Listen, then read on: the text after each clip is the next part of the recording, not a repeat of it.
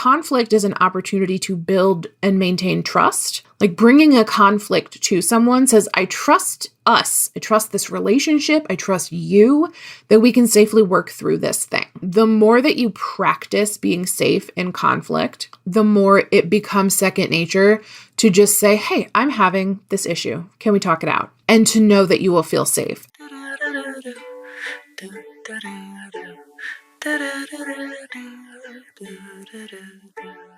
Hey, sunshine. Welcome back to the Neurodivergent Creative Podcast. And today I'm going to be talking about vegan baking. And I promise I'm going somewhere with it. So I was in a meeting today. I was in my critique call this morning with a couple of my writers, and we were doing critiquing. And this is how the vegan baking came up.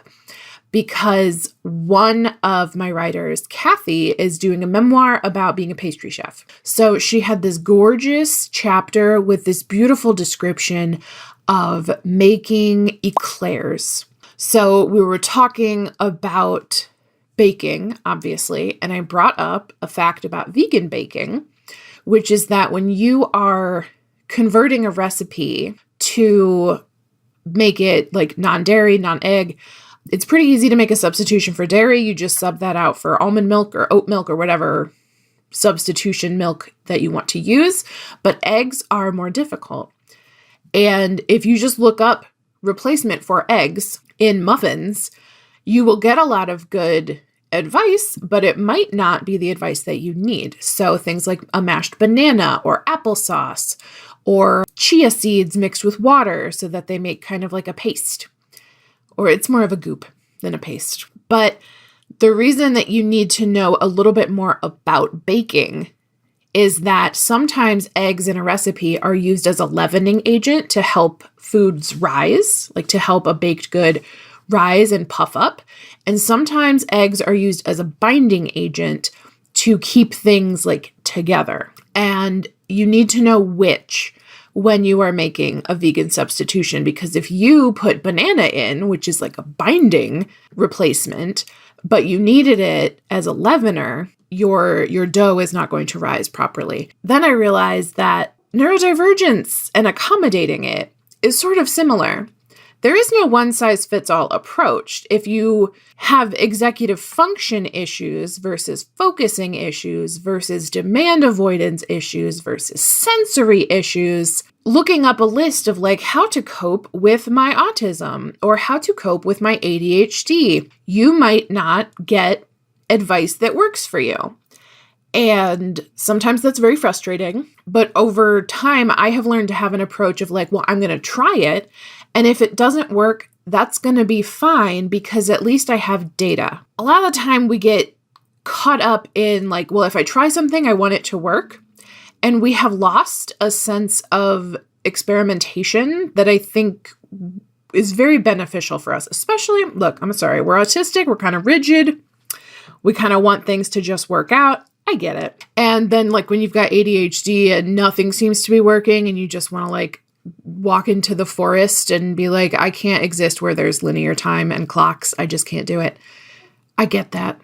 I get it. So where I'm going with all of this is that when you are creating accommodations for yourself, you need to try different things. You need to know if you need a leavening agent or a binding agent. You need to know which bits in your brain need the support. And I'm now going to bring us into another story, which is that this past weekend, I spent a lot of hours redoing my sales website.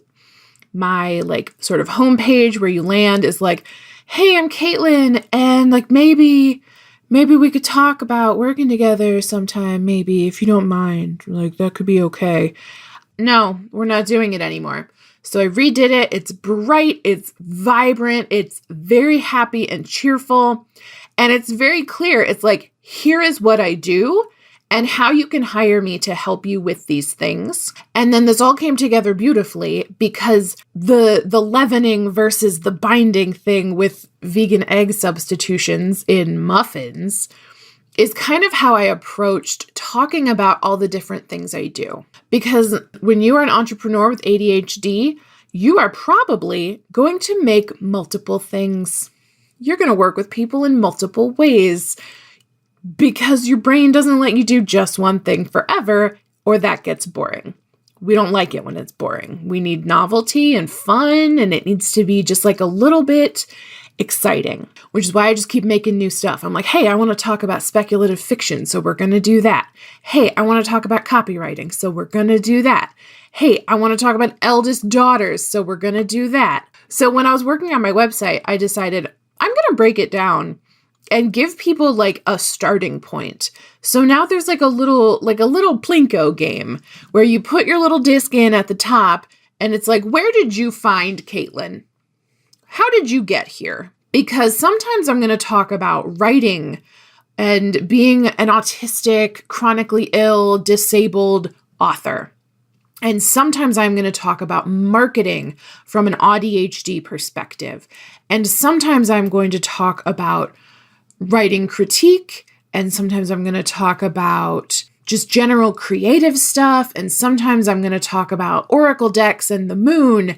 And there's a lot of ways and a lot of things that I talk about that could lead you to click on my website. So I wanted to make it super clear. And this is something that like, if you have a business or you have like, if you're a writer, but you write in multiple genres, or you're an artist and you work in multiple like media types, this could be a great way for you to like organize your services, your products, your brand, so that people can find what they need. Because when people come and land on my website, I want them to be able to tell me, I need a leavening agent, or I need a binding agent for my muffin recipe. So on the site now, there's a little drop-down menu. And so the first one is, did you find me from my podcast? Which is going to direct people to the Neurodivergent Creative Pod, which is a free or $7 a month membership that I run just for neurodivergent creatives in general. That is a great entry point to me. Hello, if you're watching me for the first time or listening for the first time, you should go check out my website. It'll tell you about the pod. We're pretty cool. The next thing is, do you want to write with me? Start here. So I have realized over time that I do better in like my personal sales process. Like I can sell better when I am working with someone live. So either on a consult call or doing like a free workshop or a low cost workshop or something. You know, somebody spends $50 with me.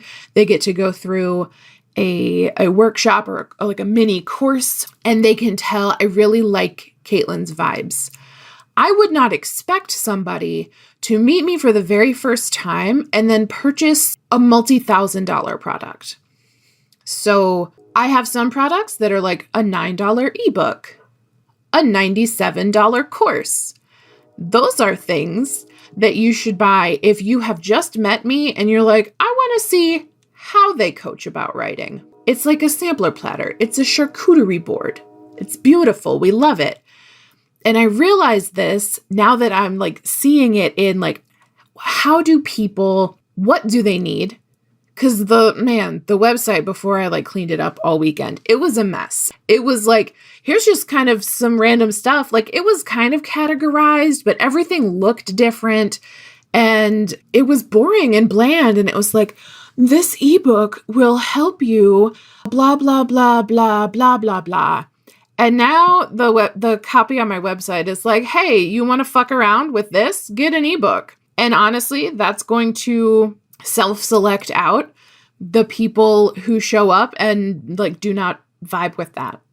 Like if you don't like an F-bomb, we're not going to get along because F-bombs happen here. You should know that. So I've added that kind of entry point for writers because these products, these ebooks, this free course that I do on outlining your novel, they are great, but they are starter material. If you get one of those and you are picking up what I'm putting down and you love it, then maybe we want to work together on a more in-depth basis, which takes you to things like my writing incubator or one-on-one work. I also, I'm dreaming big. I made a little toggle area to book me for speaking engagements and interviews, because when people are on the website, I want them to know, oh, this is a person who does events. This is a person who speaks at things, because I want to start doing more of that.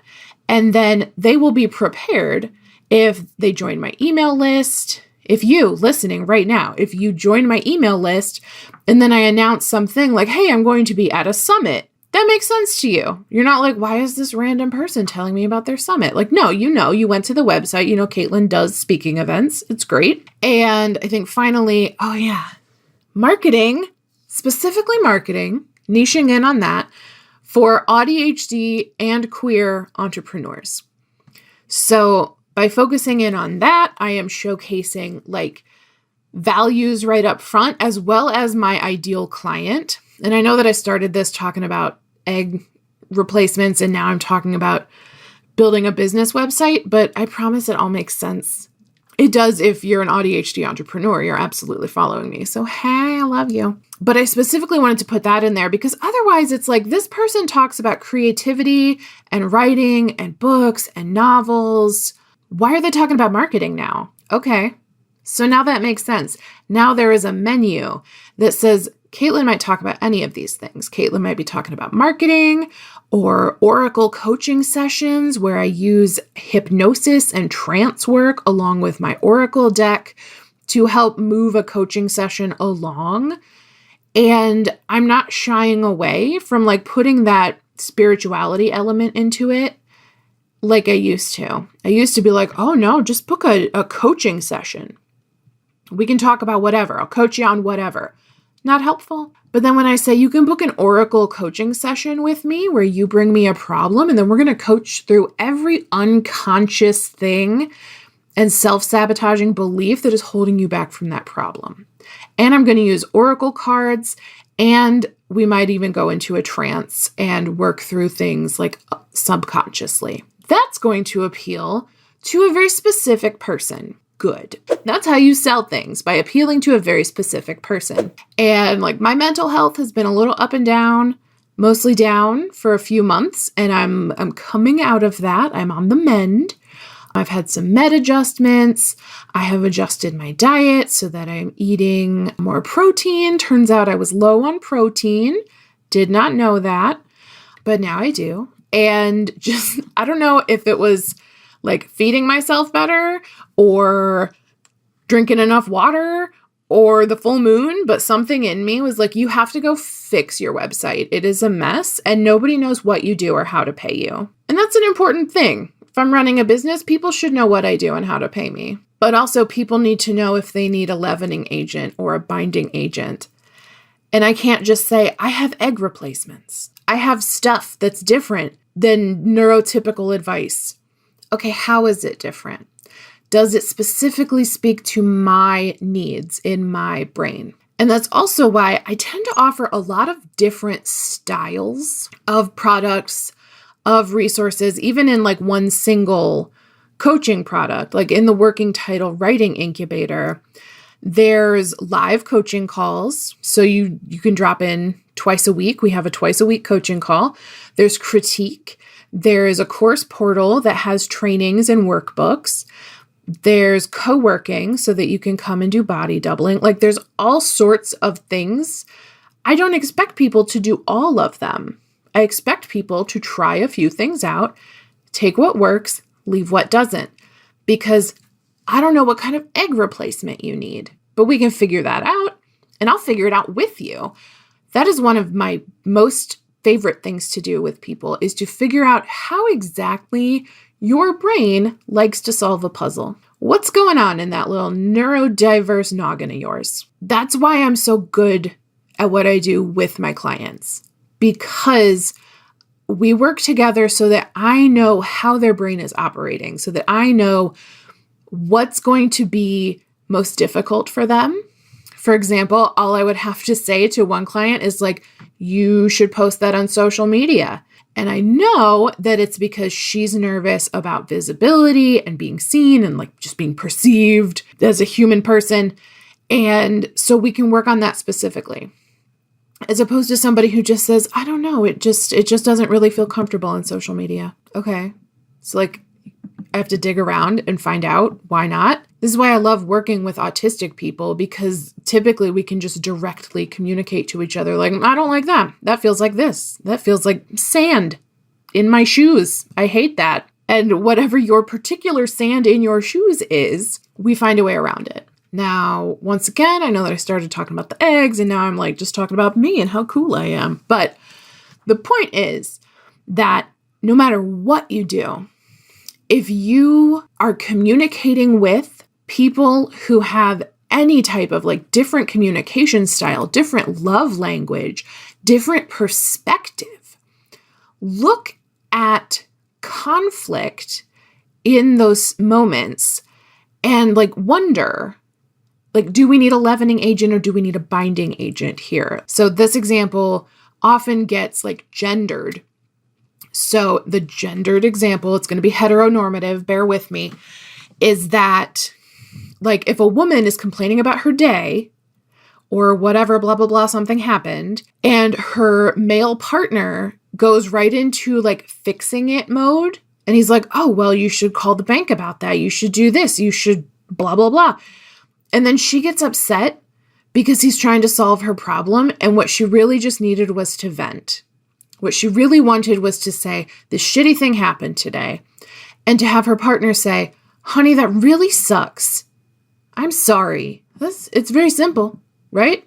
But it's two modes. If all he knows is leavening agent, he doesn't know to offer her a binding agent instead. It's going to be eggs the whole time. I'm sorry, you guys. So if a situation keeps coming up and you're like, I don't know why, like I go this way and they go that way and it sucks.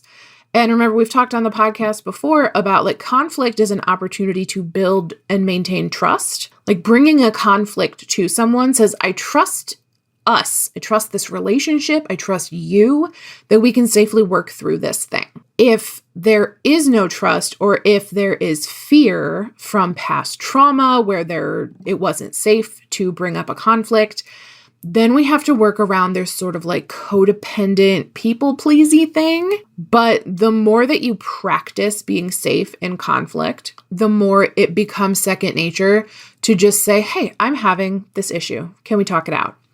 And to know that you will feel safe. And one way that we can get safe to do that is to practice this, which type of egg replacement do you need? Which type of vegan egg replacer goes in this banana bread? Do you need baking soda or do you need applesauce? But if you're going in and all you ever have is applesauce, you're not going to know why like your cookies are so flat, you know? I hope that made sense. I'm going to wrap it up here because I've just been rambling about egg replacers for like 20 minutes. But I'm very optimistic that this makes sense and will at least help like one person see something in a different perspective. Okay, I'll see you later. Bye.